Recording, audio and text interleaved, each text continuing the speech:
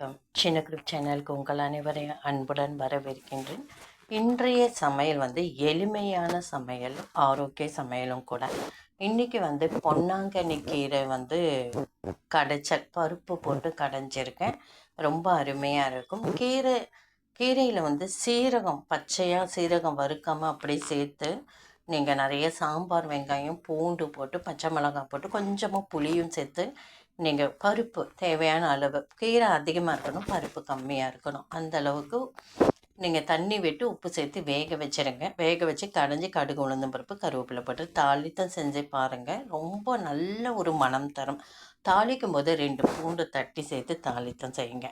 அதே மாதிரி நான் இன்றைக்கி வச்சது மல்லி ரசம், அதாவது தனியா ரசம், அடுத்து கெட்டி தயிர், கருணைக்கிழங்கு அதாவது மண்டைக்கிழங்கு வறுவல். இது ரொம்ப நல்லா இருக்கும். இந்த வறுவல் இது விருதுநகர் ஸ்டைல் வறுவல் கூட சொல்லலாம். அது எப்படி பண்ணுறதுன்றத, கிழங்க நல்லா தோல் நீக்கிடுங்க. கட் பண்ணும்போது சிலவங்களுக்கு அலர்ஜி தரும் இல்லைங்களா, கையில் நல்லெண்ணெய் தடவிட்டு நீங்கள் கட் பண்ணிங்கன்னா கை அரிப்பே இருக்காது. நல்லா கட் பண்ணிவிட்டு நல்லா 2-3 தடவை அலம்பிட்டு குக்கரில் சேர்த்துருங்க.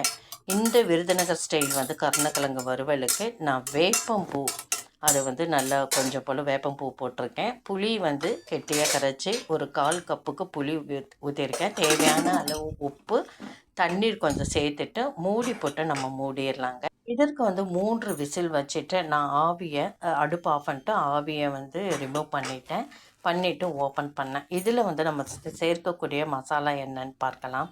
ஆவி அடங்கினதும் குக்கரை ஓப்பன் பண்ணிவிட்டு அந்த கருணைக்கிழங்கை நல்லா ரன்னிங் வாட்டரில் அலம்பிக்கோங்க. ஃபில்டர் பண்ணுற பவுலில் நான் சேர்த்துட்டேங்க. அந்த பவுலில் அந்த கருணைக்கிழங்குல 1/2 ஸ்பூன் தனி மிளகாய்த்தூள், அதே மாதிரி 4 துண்டு இஞ்சி, 4 பல் பூண்டை சின்ன சிப்ஸு சிவரத்தில் நான் சீவிக்கிட்டேன். தக்காளி 1 பொடியாக கட் பண்ணி அதையுமே சேர்த்துட்டேன். வெங்காயம் 1 பொடியாக கட் பண்ணி சேர்த்துட்டு, கொஞ்சம் போல் கொத்தமல்லி பொடியாக கட் பண்ணி சேர்த்துருக்கு. அப்புறம் கஸ்தூரி மெத்தி ஒரு 1/2 ஸ்பூன் லேசாக தூவி விட்டுக்கிட்டேங்க. அது மாதிரி கொஞ்சமாக எலுமிச்சம்பழம் சாறு இல்லை கட்டினா நீங்கள் கொஞ்சம் போல் புளி 1 ஸ்பூன் சேர்த்துக்கோங்க. சேர்த்துட்டு நல்லா கலந்து கொடுங்க. கலந்து கொடுத்து அப்படியே அடுப்பை பற்ற வச்சு வானலில் வச்சுட்டு அதில் இந்த கருணைக்கிழங்கை நீங்கள் சேர்த்துருங்க.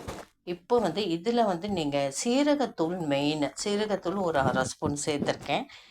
வெல்லம், மண்டை வெல்லம் ஒரு 1/2 ஸ்பூன் சேர்த்துக்கோங்க. அதுக்கப்புறம் புளி தண்ணி சொன்னேன் இல்லைங்களா, 1 ஸ்பூனு, இல்லைன்னா லெமன் 1/2 மூடி, அவ்வளோதாங்க. இதை ஒரு கொத்து கருவேப்பிலை எல்லாத்தையும் பேனில் அப்படியே கலந்து கொடுங்க. இதில் இந்த ஃப்ரையில் புளிப்பு, கசப்பு, இனிப்பு எல்லாம் சேர்ந்து ரொம்ப அருமையாக அட்டகாசமாக இருக்கும். ஒரு முறை ட்ரை பண்ணுங்கள். நான் ஃப்ரை பண்ணியிருக்கேன். விருதுநகர் விசேஷ ஃபங்க்ஷனில் இதை கூட்டாகவே இந்த மெத்தட் பிரகாரம் கூட்டாக வைப்பாங்க. சோம்பு போட்டு தாளித்தம் செஞ்சுட்டு வெங்காயம், தக்காளியை நல்லா வதக்கி கொடுத்து, நல்லா தக்காளி 1 மிக்ஸி ஜாரில் அரைச்சி அதையும் சேர்த்து கூட்டு பதத்தில் வைப்பாங்க. அதுவும் சூப்பராக அருமையாக டேஸ்ட்டாக இருக்கும். இப்போ நம்ம ஸ்டவ்வை ஆஃப் பண்ணிடலாங்க. சூப்பராக அருமையாக விருதுநகர் ஸ்டைலில் புளிப்பு, இனிப்பு, கசப்பு சேர்ந்த கிழங்கு வறுவல் ரெடி ஆகிட்டு. இந்த வீடியோ பதிவு பிடிச்சிருந்தால் லைக் பண்ணுங்கள், ஷேர் பண்ணுங்கள், சப்ஸ்கிரைப் பண்ணுங்கள், கமெண்ட் பண்ணுங்கள். நன்றி.